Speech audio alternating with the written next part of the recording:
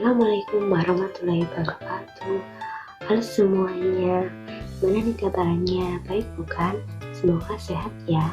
Nah, perkenalkan nama saya Ardea Antri Kirnawati, bisa dipanggil Ardea, dengan NIM 2003-10065. Saya mengikuti mata kuliah Reformasi Administrasi Publik semester 5.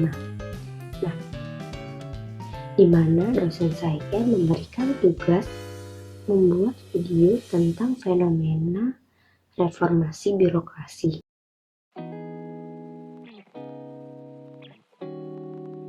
Nah, kalian tahu nggak sih birokrasi itu apa?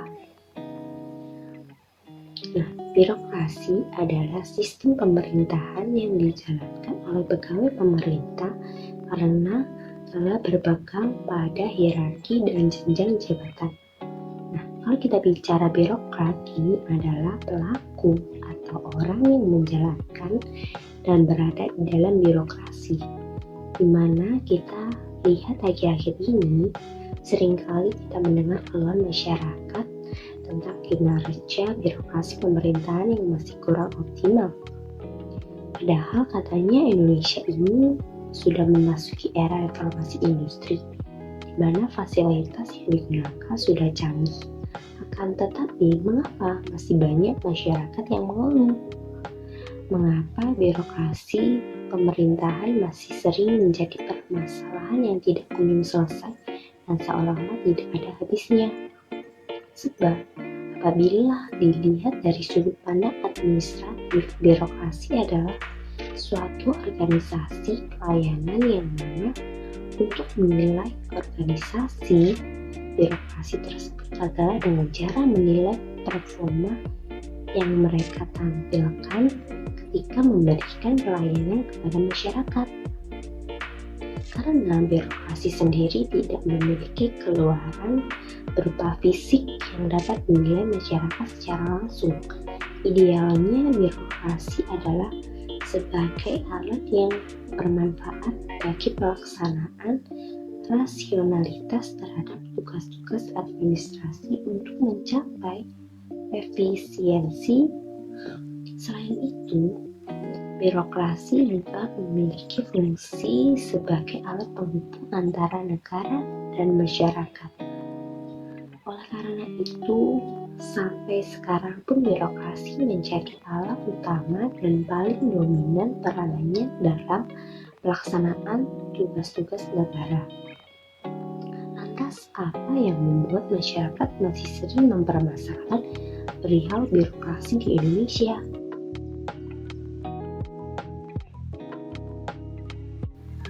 Pemerintahan dan birokrasi memiliki keterkaitan yang begitu erat.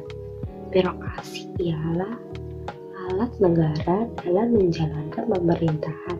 Sebelum negara dijalankan oleh birokrasi, ada pemerintahan yang mengatur birokrasi, di mana di era serba berkemajuan seperti ini, negara tentu membutuhkan birokrasi yang modern, inovatif, dan tentunya berorientasi pada masyarakat. Birokrat sendiri menjalankan atau mengimplementasikan harus tanggap cekatan terhadap perubahan zaman. Membahas birokrasi dari zaman Orde Baru sampai era reformasi saat ini, pemerintahan sebenarnya sudah melakukan sesuatu yang disebut reformasi birokrasi.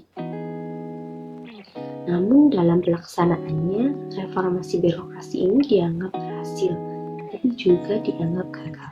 Beberapa faktor yang menyebabkan reformasi birokrasi di Indonesia masih dianggap gagal. Akibatnya masih banyak masyarakat yang mengeluh terhadap pelayanan yang diberikan oleh birokrat kepada publik. Kasus penggelapan dana atau sering kita sebut korupsi yang mana dilakukan oleh birokrat seringkali membuat masyarakat resah, di mana hal ini mengakibatkan kepercayaan masyarakat kepada pemerintahan juga semakin berkurang. Masyarakat akan selalu beranggapan bahwa semua masalah pelayanan publik dan kekacauan dalam birokrasi adalah karena adanya kasus korupsi itu sendiri. Sebenarnya, standarisasi yang dibutuhkan Indonesia agar birokrasinya dapat berjalan dengan baik dan semestinya adalah sebagai berikut. Yang pertama, adanya derajat spesialisasi tinggi. Artinya, setiap anggota birokrasi harus memiliki profesionalisme dan kecakapan teknis yang tinggi dalam menjalankan tugasnya. Di Indonesia, derajat spesialisasi masih rendah, dan pada umumnya spesialisasi diberikan masih terlalu luas, sehingga wewenang yang diberikan tampak kabur dan tidak jelas, seperti contoh batas kewenangan antara pemerintahan provinsi dengan pemerintahan kota atau kabupaten yang terkadang masih membingungkan. Lalu yang kedua, struktur kewenangan bersifat hierarkis dengan batas tanggung jawab yang jelas. Lalu yang ketiga, hubungan anggota bersifat impersonal. Artinya hubungan setiap anggota harus berdasarkan fungsi terciptanya mekanisme kerja yang rapi. Lalu yang keempat, cara pengangkatan pegawai berdasarkan kecakapan teknis. Artinya setiap anggota ditempatkan dan diberi pekerjaan sesuai dengan keahliannya, sehingga dapat menciptakan produktivitas kerja yang baik, bukan karena kepentingan pribadi. Yang kelima, pasalnya di Indonesia sendiri sering terjadi semacam pemerintahan dinasti, yang mana pada birokrat yang memiliki jabatan tidak akan canggung untuk mengangkat keluarganya sendiri untuk bekerja dengannya. Padahal seharusnya pengangkatan anggota berdasarkan profesionalisme dan kecakapan teknis, prosedur yang kompetitif.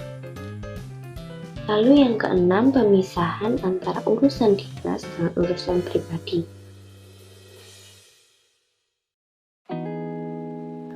Artinya setiap pekerjaan dalam birokrasi tidak boleh tersentuh oleh masalah yang bersifat personal. Masalah ini paling susah dihilangkan di Indonesia.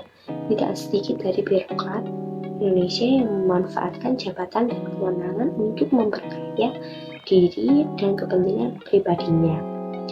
Apabila semua karakteristik birokrasi ideal ini mampu diterapkan dengan baik di Indonesia, bukan tidak mungkin penyakit yang bisa dikatakan telah membudaya pada tubuh birokrasi seperti KKN, kolusi, korupsi, dan nepotisme atau penyimpangan kewenangan, menggabungkan urusan dinas dengan urusan pribadi dengan klien tidak mungkin terjadi di Indonesia.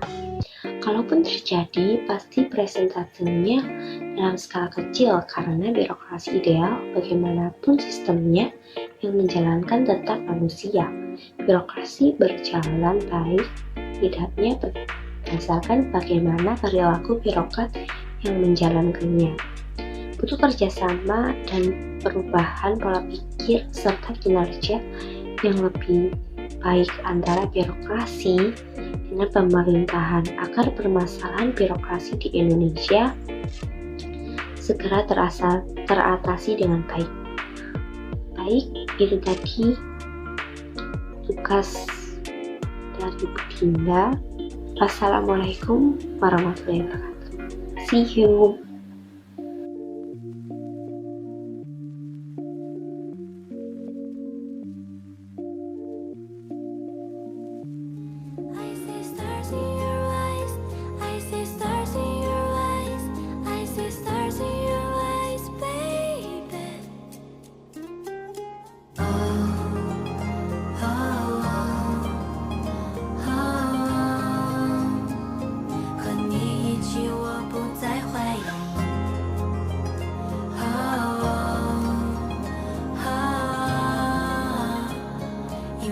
就是我，我就是你。